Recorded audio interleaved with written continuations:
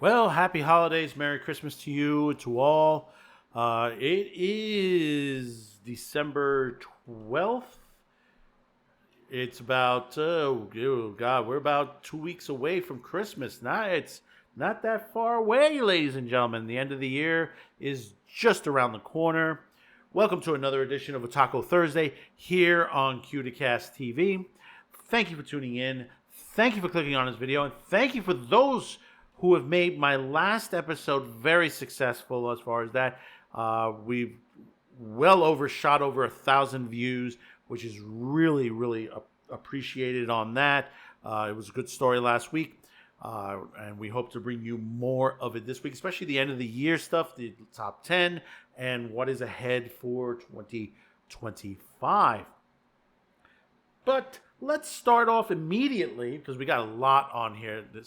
Of course, we'll be discussing the controversial manga on there, and one particular anime is going to its last season, but it's not going to be a season 5 or season 6 to finish it off. It will be multiple movies to finish this series. So we'll be discussing that also here on this edition. But let's start off with this. It is the top 10 for this past week, courtesy of Anime Corner. And we really do appreciate it. There's been a lot of great anime that has come forward on there. I'm just starting to get into 2.5 Dimensional Seduction. Demon Lord has been excellent. Still got to catch up on You Are Miss Servant. Dan I'm up to.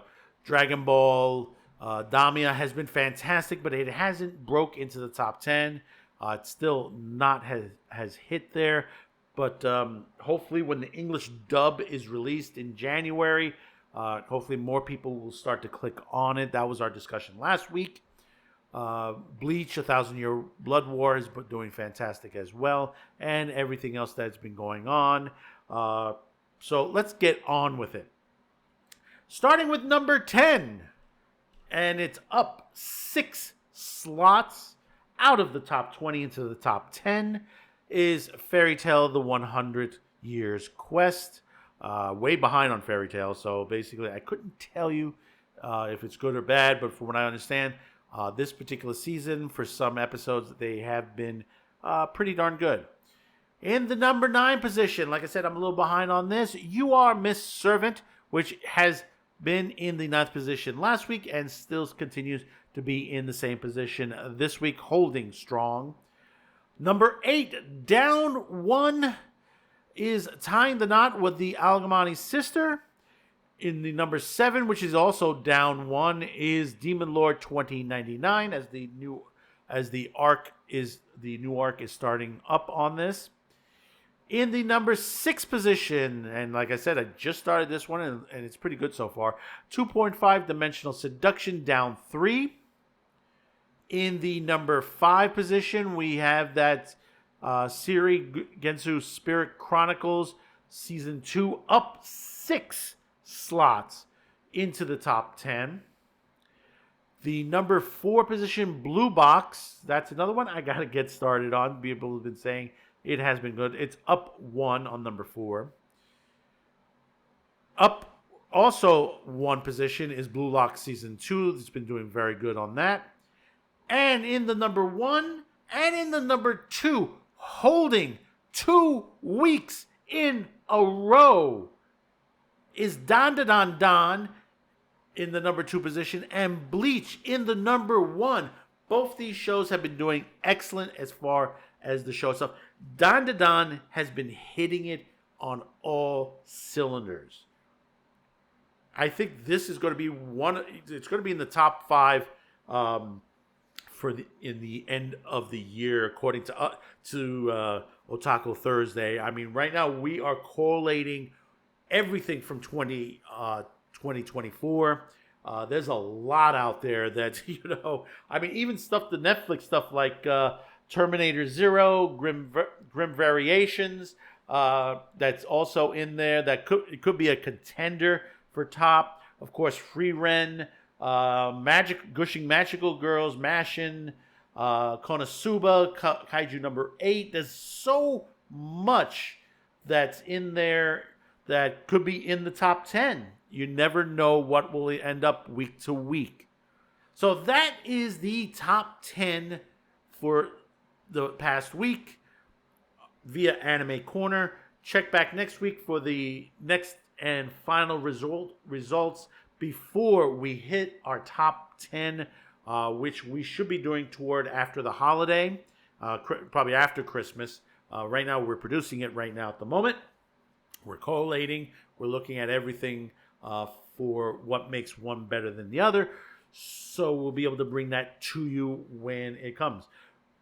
Unfortunately, Damia is still not hitting this top 10. It should be in the top 10 because, I mean, it is a beautiful series. I mean, if you haven't watched Dragon Ball Damia yet, I still see a lot of people, you know, there's some content creators that are throwing out some stuff on there.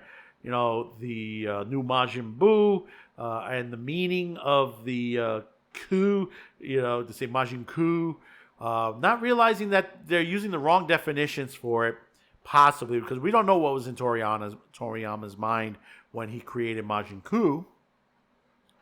But it's pretty good. It adds more to the point where we know now the Saiyamens from Dragon Ball Z are from the Demon Universe. We know now where they come from.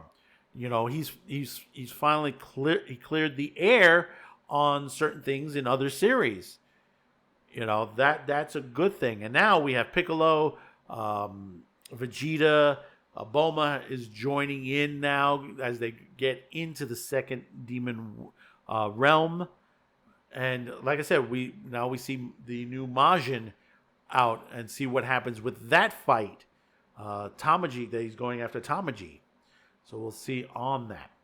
But moving on, we have some bad news on here. If you are a One Piece fan, basically, voice actor Kazu Yao is going to be stepping down from the role. We're going to read this directly from Otaku USA. Kazu Yao has been the super voice of Frankie in One Piece since 2005, but his time as the beloved Straw Hat member is coming to an end. The 65-year-old actor announced that he'll be stepping down from the role ahead of the main anime's return in April 2025, adding that a replacement is already being prepared. Yao, who also voiced Mr. Tu Bon Clay and Mountu Blutan, will take part in the graduation ceremony at this year's Jump Fiesta event on December 22nd. Yeah, that's right, Jump Fiesta is coming up. Here's what they had to say about his retirement from Frankie, as translated by Crunchyroll News. The time has come for me to say a tearful farewell to a guy I've spent nearly a quarter of a century with. It is like an out-of-body experience, but I feel a gap has formed between me and my ideal Frankie. So I've decided to disembark Sunny for now. It's frustrating, it's sad, I can only apologize. However, we're preparing a super successor to be revealed at Jump Fiesta on December 22nd. Look forward to it. Also, as a reminder, remember, currently right now, since there is a hiatus on One Piece, they've retooled the Fisherman Island Saga arc, which I know some people are not liking on there. I haven't started watching the remastered version of it, but they said there are some issues as far as how it looks. You know, I don't know if they used AI or not, because you know, if you heard what happened with the I Love Lucy remaster, they used the AI in the background, and it kind of looks weird. So we will know this as soon as we get to Jump Fiesta with that announcement, and we'll bring it also here on Otaku Thursday. Now, here's someone you would not expect to be hearing in the anime universe. Director Takeshi Miki.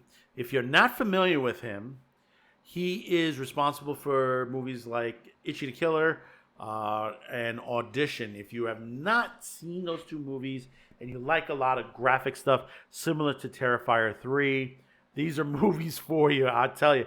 I mean, you can get cringy, very cringy on Audition alone on there. Even though Ichi the Killer has been made into an anime as well, it basically, the live action is very, very good on there. But he is working on an anime series, which is coming to Crunchyroll in 2025. And it's a good concept. It is a really good concept in itself. The series is called Night of the Living Cat. The trailer is out there. It is bizarre. It is something what Takeshi Miki would make as an anime. He is executive producer on it. This is according with off of Bloody Disgusting News. If you want to catch this article, Night of the Living Cat trailer. Takeshi Miki anime series is turning everyone into a cat. Yes, that's right. It's a cat pandemic that will turn you into a cat. Can you survive the world dominated by cats? From executive producer Takeshi Miike. Anime series is coming to Crunchyroll in 2025. This series is an adaptation of the manga written by Hawkman, illustrated by Mecha Roots. Here's the main synopsis of it. Run, the adorable cats are here. In 20XX, the world is dominated by cats, a virus that turns anyone who touches a cat into a cat has spread through a worldwide nindemic. Cats rub against people, turning them into cats. Can humanity fight their urge to pet cats to survive in a cat-ridden world? The monumentous Catful comic is getting a TV anime in 2025. Takeshi Miki explains the deadline. It is a terrifying, but the nindemic can no longer be stopped. The time has come for humanity to dedicate both body and soul to cats. Resistance is futile. Accept it. Sit back. Watch in silence. Let those paws need you and find happiness. Every single staff member involved, including all the voice actors in this project, have turned into cats. Next, it's your turn to become a cat. This laugh out loud, panic-inducing anime was born to bring happiness to everyone on the earth. I hope you enjoy it. Besides Miki, Tomohiro Katami from Beyond the Sky is the director, and it's written by Shingo Irei from After the Loss, Where I End and You Begin, with Tako Meiki, which done Basculus, and the Alta Ninja Scrolls, handling the character designs for the animated series. The director said in a statement, not only the main staff, but also members from every department are cat lovers. People joined the team because they wanted to work on something cat-related or because they loved cats, leading to a mysterious improvement in quality. It feels like this project is packed with everyone's love for cats. Cats are amazing, aren't they? I think this anime has some quite unique, unlike anything else, so I hope you enjoy. So we don't have an actual date for this, but it is coming in 2025. Since there isn't a date, it's probably going to be either spring, summer, or fall 2025. This looks fantastic. The premise alone harks for a live-action version of this. Would love to see this if it's properly done with great special effects. I could see this as a live action. I can really truly see this as a live action. No, not at Netflix. Please let it be done from a Japanese studio. Could we be seeing one of the top hits for 2025? Only time will tell. We'll have to wait and see. Now, switching gears to manga. And I have to say this. I just, it pisses me off when I hear a lot of stuff where people are truly heavily criticizing something that doesn't need criticism. That it is a true story built up to the situation. They try to throw, because the attack on anime and manga itself, it's cheese pizza, that it's porn, that it's racist, to the situation on there, or colonialism, or any of these other things that they've been talking about of late. We've talked about it on this show, with the UN going after them, Visa, MasterCard, payment processors that have attacked a lot of the companies that distribute manga. They're trying to put them out of business. We hope that there'll be some changes up with a new president coming into office that hopefully will be able to fight the good fight on this. But the one thing I want to talk about is a new manga out there, which I hope they will do, because the premise of it is pretty good. And it's not, let's put it this way, it's not something that's really new. It's something of a different take, because there have been many things, even in American cinema, that you could say can tout close to this or almost similar, or from either a science fiction point of view, from a comedy point of view. There are many different titles out there that you could say this is close to, but those have never gotten criticized before. But this particular one has been. If you're not familiar with Drama Queen, this is a from what I understand from the first chapter, it happens to be a pretty darn good manga, according to proper people who have read it properly and understood the story itself, unlike others who have really complained about it. Now, if you haven't read it, you're going to read it, stop right now, go read it, come back to this part of the show, or skip over this right into the last story. But I'll tell you, Shonen Jump, the publisher, they've done some great stuff out there, especially digital and also print. Now, we're going to read this. This is out of Screen Grant. Not so great of an article on there, but the thing about it is most of the people that are talking about this are people that are more criticizing it. The main on there is Shonen Jump new manga sparks major backlash over racist plot and characters. The flagship manga publisher Shonen Jump digital counterpart, Shonen Jump Plus, is being called out for publishing content that, according to some readers, validates and spread racist and xenophobic sentiments toward immigrants. The series depicts an Earth where apparently a benevolent aliens have saved the planet from a meteorite, thus starting a soft invasion that's left some humans bitter over favorite treatment reserved for the alien saviors. Now, we don't know they're saviors yet. This is just the first chapter. They could be saviors, they could be here to be benevolent, or they could be conquerors. This is not something uncommon. Remember, we had that series, and it was remade at ABC also. It was V the series. You had the second series and then the final TV series on there, and then it was remade. And that showed a benevolent alien race coming down to help us. And what it turned out to be was basically they were stealing our resources.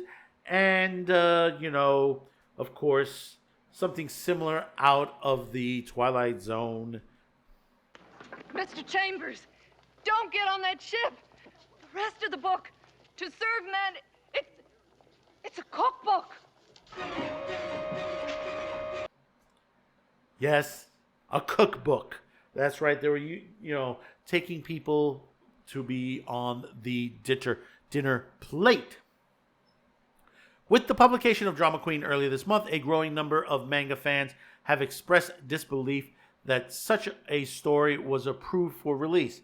Given that the immigration is a global hot-button issue, many in the fandom are outraged that the company like Shueisha, whose Shonen Jump family of publications serves as a diverse audience. See, I hate when they say diverse on there. It's a good audience. It's a fan audience. We don't ask what the color of your skin, your nationality, your sexuality when it comes to reading manga. We've never done that before and should not now. Could it be so insensitive to some of its largest customer groups? Predictably, the backlash has sparked a counter backlash with supporters defending what they viewed as Shonen Jump Plus right to freedom of expression. The first issue of Drama Queen debuted on December 1st, 2024 on Shonen Jump, also available on Manga Plus, Shueisha's digital-owned manga platform. The story follows Nomomoto, a teenager who's come of age after aliens saved Earth from a stellar catastrophe. In gratitude, humanity welcomed and encouraged these extraterrestrials, helpers to immigrate. Millions have since made Earth their home, fully integrating into human society. Notably, a significant proportion of these aliens have chosen Japan as their new residence. However, the aliens, particularly those living in Japan, have refused to honor the traditions of the locals. In fact, many exploit the beneficial laws designed to protect them, using these privileges to bully the local population. Enter Namamoto, who works as a menial, underpaid job for a tyrannical alien boss and questions if the story of the meteorite was actually true or a ruse. She keeps her hateful thoughts to herself, knowing that they could get her in trouble until she meets Kitami, a co-worker who shares her deep resentment toward the aliens. Their shared hatred of the aliens quickly forges a strong friendship. After Kitami, in a fit of rage, kills an alien, he takes the body to the only safe place he can think of, Namamoto's apartment. While brainstorming ways to dispose of the corpse, Namamoto suggests a shocking idea to eat it. To their surprise, Namamoto finds that the alien's meat is delicious. This is an unexpected discovery, inspires Kitami and Namamoto to seek a new opportunity. They can take revenge on the aliens and dispose of the bodies without leaving any trace.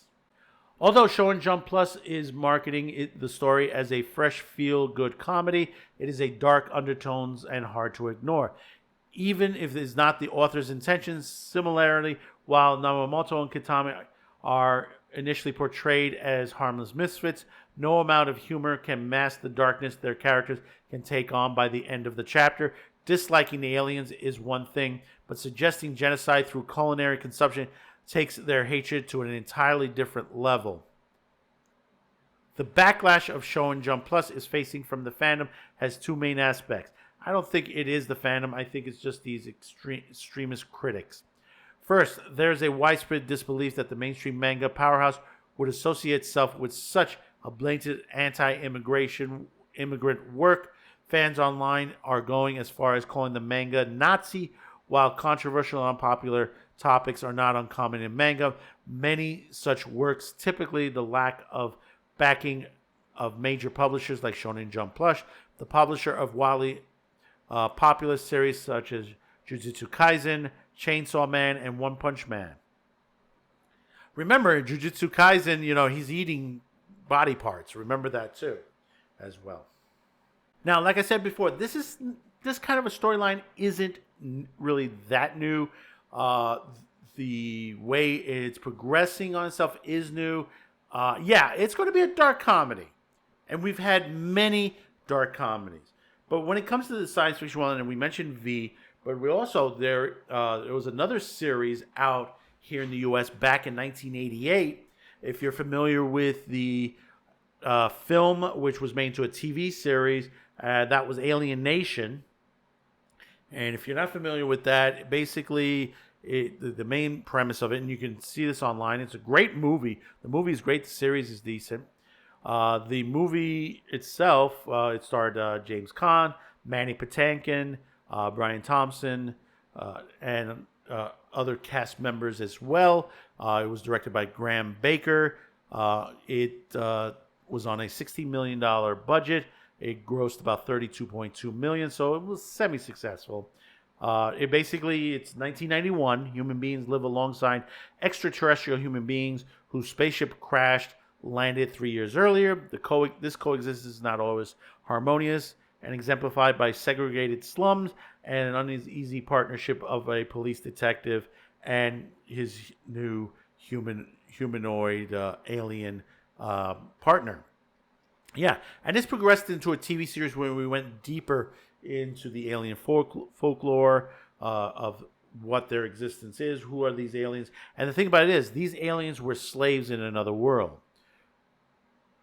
So it kind of brings up, that they've crash landed here, that basically they were slaves, now they're free, but their slave masters were also aboard the ship as well. hidden on there because it was their own race that enslaved them. So you had that situation going for you.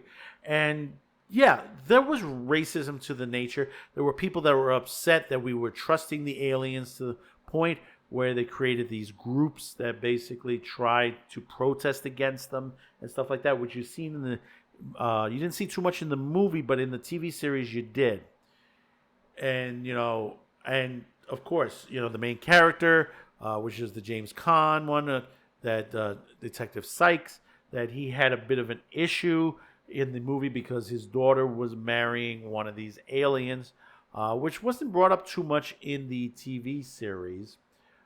Which basically in the TV series that starred Gary Graham, Eric Pierpoint, Michelle Scarabelli, Sean Six, Lauren Woodland, Jeff Marcus. That's a good series. Actually, you can watch it here on YouTube. I didn't say that. No, I'm kidding. On there.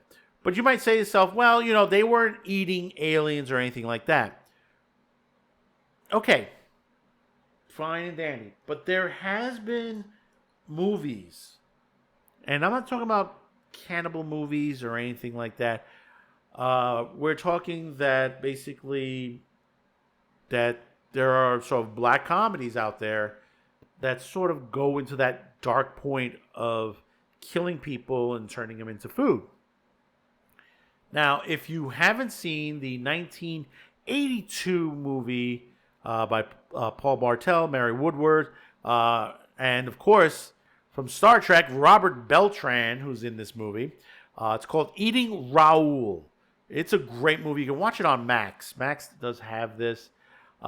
This is a fantastic, funny black comedy on itself. I want to read a little bit into the plot of it so you'll understand what I'm talking about. Paul Bland is a wine snob who works at a cheap wine shop. His attractive wife Mary is a nurse who routinely is groped by hospital patients. When Paul is fired, they are left with barely enough money to survive and fear that they will never realize their dream of opening a restaurant. Paul and Mary sleep in separate twin beds since they are prudes who disapprove of sex. They live in an apartment building which regularly hosts swinger parties, which they despise. When a drunk swinger wanders into their apartment and tries to rape Mary, Paul hits him on the head with a cast iron frying pan and unintentionally killing him, thinking that no one will miss him, take his money, and put his body in the trash compactor after they kill another swinger the same way. They realize they can make money by killing rich perverts. Now, most of what goes on after this is when they meet this guy, the locksmith Raul Mendoza, who basically helps them take the corpses, and he ends up selling it off to a dog food factory. And, to the point, not to give the ending, someone gets eaten at the end of the movie. I'll tell you that, for example. I ain't going to tell you who, but someone gets cooked and eaten by the end of the movie. And when you look at this, and you look at something of what Drama Queen is doing here, dark comedy, you're going to go into a dark direction. Is it racist? No, it's a story. Unless you're putting the tones in there, constantly pushing and pushing a narrative like some of the stuff that you have here in the West, which that in itself is racist. Especially when you're told that you can't hire certain actors, actresses because of their skin color to be in these movies and TV series and stuff like that. And, when people come up and say, well, Drama Queen is racist. No, it's a story. It's a story. And you're criticizing something you've only gotten the first fucking chapter of. That's ridiculous. That you're sitting there and you criticize the whole thing, you get to the first chapter. When I go through anime, when I go through manga, I don't drop it after the first unless it's really boring. I go through a couple of chapters at least. Because there are stories out there that start slow. And you say, well, I don't know. I don't know if I should continue on. And then it ramps up and it gets really good. Give it a try. You never know. They may go anime on this particular series, and it ends up to be a major hit. If it looks good, the story runs well to itself. But it's not uncommon, and I'll say this again, it is not uncommon to the subject matter. We've had, we can go back to a lot of science fiction, a lot of horror that has these kind of elements to the nature. We could even go to Twilight Zone episodes to this nature. To Serve Man. Do you remember that episode? And we threw a little clip at you on that. To Serve Man. Remember what the aliens were. It's a cookbook. They came down and said, "Oh, we've come to help you. This, and that." And what happens at the end? The aliens were bad. They wanted food on their table, and human beings were food. So what we're doing here is a bit of a reverse. These people were being abused by the aliens. They've gotten tired of the situations, and someone went a little bit overboard, didn't know what to do, and they said, "Well, let's cook one and see how it tastes." I mean, I find that a little funny. Comedy of errors. There's that other one. What was it? Evil Aliens. If you haven't seen that one, I think that was from Ireland, if I'm not mistaken. And that's taken from a perspective. The title alone is a bit. It's in a way correct and incorrect at the same time. If you haven't seen that movie yet, and especially with that jaw-dropping ending to it, and you when you see it, you'll understand that basically what you're seeing and what's going on is not what you really see. And that's a lot of Twilight Zone episodes. So, if you're interested, check it out. Hopefully, Drama Queen will end up as an anime as well, and we'll check that out when it's released eventually in the near future. So, the last story for today. And I tell you, I was shocked that they were going to do this. I thought we were going to get at least 2 more seasons out of this story. It is fantastic. It's done beautifully on both the home screen and theatrical screens itself. And I'm talking about Demon Slayer. It is a great series. I think the last, and I'm trying to finish the last episodes on the training arc on there. I haven't had a chance to finish it, but it was great looking on that. But I think the entertainment arc was beautifully done as far as the fighting scenes itself. If you haven't watched the Demon Slayer entertainment arc, do catch that. It is well done. But we're getting the last of Demon Slayer. We're coming to its finale. And what is going to happen is they've decided they're not going to be doing another season. People were expecting a season 5, a season 6. Not going to happen. What they're going to do, which I think is a brilliant way because Mugen Train was successful in the theaters, is that they're going to bring the end of Demon Slayer on the big screen. And no, it's not going to be one movie. It's going to be a trilogy. So basically, you're going to get at least 3 years of Demon Slayer left, from according to what they're saying. We'll read this off Totally Film. The final Demon Slayer arc is on its way. Demon Slayer is officially coming to an end with the Infinity Castle movie trilogy, but we're still waiting to see when Tanjiro and the company will hit the big screen. Even with radio silence on that front, there's still plenty to get excited about as the Demon Slayers and the Hashira struggle to find their way out of the titular Infinity Castle. They're set to face off the demon leader and the overall series villain Muzan. Everything from Infinity Castle release date speculation to a first teaser trailer can be found. For those reading along with the source material, there is also an answer to which the manga chapters will be adapted next, and we'll look forward to why we're getting a trilogy of movies instead of a much predicted Demon Slayer Season 5.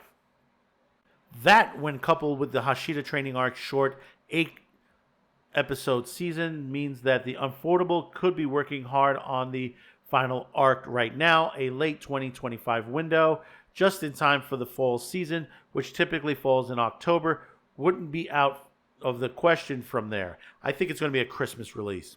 The movie trilogy could continue until 2026 and potentially even 2027, depending on production schedules. Now, the chapters I think they're talking about, the Infinity Castle and Sunrise Town arcs, are chapters 137 to 204. I think we just touched off on 128 to 136, and that's from the manga point of view. So once again, this is not season 5. This is the movie to close it out. And since it's that Ufotable is adapting the story of the original manga, the Koyoharu manga, which ended back in 2020, they're going with this, which is a great thing if they're going straight with the manga. There are some like Dan Da Dan Dan right now. Some of the episodes have been like real spot on from the manga itself. You know, a lot of these Japanese studios are trying to at least copy the manga. But the thing about it is, you know, you have stuff that happened, like certain manga that just basically jumped over stuff on there. But I think in this case, they're trying to put everything in proper and give it a proper finale to this story. It's not the first time a series has done gone finale in a movie on itself. I mean, even in the West, I mean, you with the canceled series Firefly. And you know they did the finale movie itself, which did pretty well and was a great movie. I love the Firefly movie on there. And you have many animes that just finish their series off that way. And it's a much easier, a better budget, and you can do a lot more to it. I mean, like I said, the anime itself, Demon Slayer, has been beautifully done. It has been beautifully adapted from manga to anime screen. You know, and it's been a great job. I'm going to miss it. Hopefully maybe they'll do some sort of spin-off to the nature. But like I said, we're going to have to hold off for the next part of the story. Infinity Castle begins hopefully sometime mid to end next year. And I believe this will be a big event. It did well. The Mugen Train did very well in the theaters. This could be enormous. It could be enormous both east and west theatrically. You know, a lot of people criticize, they underestimate the anime industry itself, but their budgets are small when it comes to the movies, and they gross very well. I mean, we're not talking the billion dollar movie here, 2 billion, you know, to the situation, but you know they've done, you know, millions to their budget. They've made money. They've done Into the Black itself, you know, which is great for an anime series like this. Dragon Ball has done a couple of their movies that way. They've gone theatrically in the last couple of years. That it's done very well for itself. And there have been many others. There have been many others on there. So catch up, ladies and gentlemen. This is the time to catch up. At least you'll have the time to do it. If you haven't started the series, or you need to finish off series like I do, before the movies come out, and I can't wait to see this on a big screen. It should be a great big budget affair for it. And of course, Crunchyroll will probably get it down the line streaming on their site. So let me know in the comments below. Let me know everything we talked about today. Everything's, you know, Drama Queen, Demon Slayer, Infinity Castle, Night of the Living Cat, and everything we discussed today on there. So don't forget, like, share this video, and hopefully today's the day I've earned your subscription. Now, the next couple of weeks, we will be continuing straight on to the new year. Otaku Thursday. Madman with the Show will be going a little bit limited in the next couple of weeks as we get through the holidays, because the holidays are hitting in the midweek. So it's going to be a little tight schedule. But if you do also watch Madman with the Show, we got some special videos coming up for this season. And then, of course, we have our end of the year shows for Otaku Thursday, our top 10, and basically what is for 2025. So until next time, next Thursday, this same time, same square, same site, YouTube and Rumble, 6 p.m. Eastern. Thank you for tuning in. Happy holidays, Merry Christmas, and we'll see you on the next one. Be sure to take in some anime and manga and enjoy.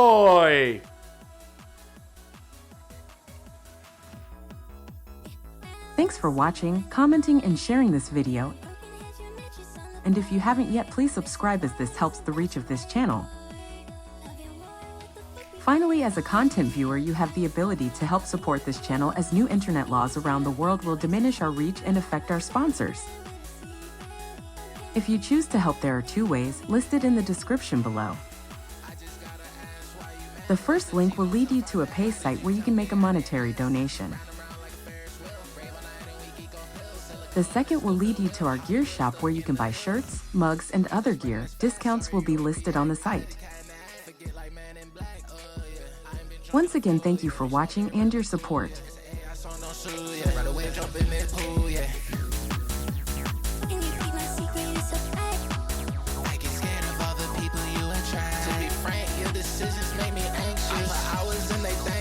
Fuck all what you think, bitch.